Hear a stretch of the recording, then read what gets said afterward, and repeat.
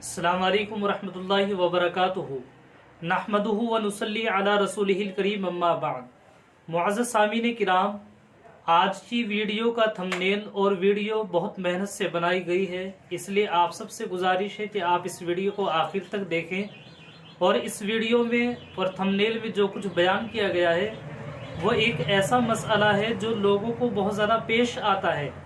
बहुत सारे लोग हैं जो इस मसले को पूछते हैं, मालूम करते हैं, और मुझसे भी काफ़ी लोगों के फ़ोन आए, काफ़ी लोगों ने मुझसे ये मसला मालूम किया। इसलिए मैंने सोचा इस पर वीडियो बनाई जाए और इसके बारे में अच्छी तरीके से बताया जाए। आपसे गुजारिश है कि आप वीडियो को आखिर तक देखें। अगर चैनल को सब्सक्राइब नहीं किया तो सब्सक्राइब ज़रूर करें, लाइक और शेयर ज़रूर करें। तो देखिए, सबसे पहले मैं आपको बताता हूँ कि 3 चीज़ें हैं। एक होती है मनी, और एक होती है मजी, और तीसरी चीज है वदी। ये 3 चीजें हैं। अब इनमें से किस चीज से गुस्ल वाजिब होगा और किस चीज से वुजू वाजिब होगा, कौन सी चीज पाक है, कौन सी चीज नापाक है, और अगर कपड़े पर लग जाए तो फिर उसका हुक्म क्या है। आज की वीडियो में तीनों बातें बताई जा रही है, इसलिए आप इसको गौर से सुने। देखिए, जो मनी होती है, मनी को तो सब समझते ही है, सभी को मालूम है। एहतलाम हो जाने के बाद जो मादा निकलता है और बहुत ज्यादा निकलता है वो मनी कहलाती है। और इसकी निशानी अलामत ये होती है, एक तो ये बहुत ज्यादा निकलती है, दूसरी बात इसकी जो बू होती है वो आटे की तरह होती है। जिस तरीके से बू आटे में से आती है, इसी तरीके से इसमें से भी वही बू आती है। तो ये होती है मनी। अगर मनी निकल जाए तो मनी के निकलने की वजह से गुस्ल वाजिब हो जाएगा, चाहे मर्द की मनी हो या औरत की मनी हो, दोनों सूरतों में गुस्ल वाजिब हो जाएगा।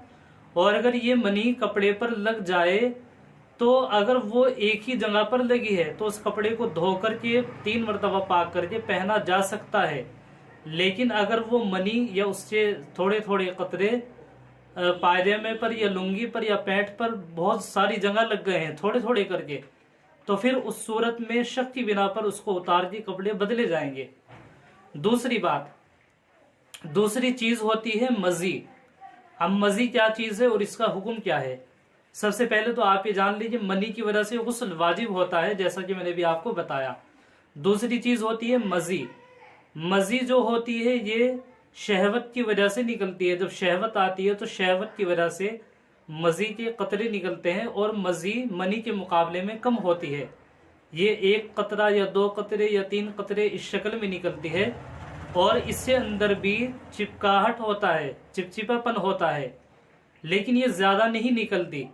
अगर मजी निकल जाती है शहवत की वजह से 1 कतरे 2 कतरे या जितने भी कतरे, तो उस सूरत में गुस्ल वाजिब नहीं होगा, बल्कि वुजू करनी पड़ेगी। सिर्फ वुजू करनी पड़ेगी मजी के निकलने की वजह से। और अगर यही मजी हमारी पैंट पर, हमारे पायजामे पर या हमारी लुंगी पर लग जाए तो फिर उसको धोकर के 3 मरतबा पाक करके पहन सकते हैं। और अगर यही जरा सी बहुत सारी जगह पर लग जाए, फिर बेहतर है कि उस कपड़े को बदल करके दूसरे कपड़े पहने जाएं। इसी तरीके से तीसरी चीज है वदी, वाव दाल या, जैसा कि हिंदी में मैंने आपके सामने लिखा है। तो वदी बोलते हैं पेशाब के बाद कुछ कतरे आते हैं, पेशाब करने के बाद उसको वदी बोलते हैं। और इसको धात की बीमारी भी बोलते हैं वदी को। लिहाजा अगर किसी को ये बीमारी है और पेशाब के बाद कतरे आते हैं तो फिर इसका इलाज मुआवजा कराया जाए किसी अच्छे हकीम से, तो ये वदी होती है। इसके निकलने की वजह से भी गुस्ल वाजिब नहीं होता, सिर्फ वुजू वाजिब होती है। ये भी पेशाब के कतरे की तरह होती है। और अगर वो कतरे पेशाब के बाद निकल रहे हैं और फिर हमारे कपड़ों पर लग गए, तो अगर बहुत कम लगे हैं, एक जगह पर लगे हैं, तो उसको धो करके 3 मरतबा पाक कर लिया जाए। लेकिन अगर मुख्तलिफ अलग अलग जगह पर लगे हैं तो फिर उसको कपड़े को बदल लिया जाए, ज्यादा बेहतर यही है। तो आपके सामने मैंने तीनों चीजें बताई हैं, इन तीनों चीजों की तारीफ भी बताई है कि तीनों चीजें क्या हैं और इनसे गुस्ल वाजिब किससे होता है, किससे वुजू। अब हम सबका फर्ज बनता है कि हम इस वीडियो को आगे अपने दोस्तों में शेयर करें ताकि दूसरों का भी फायदा हो जाए।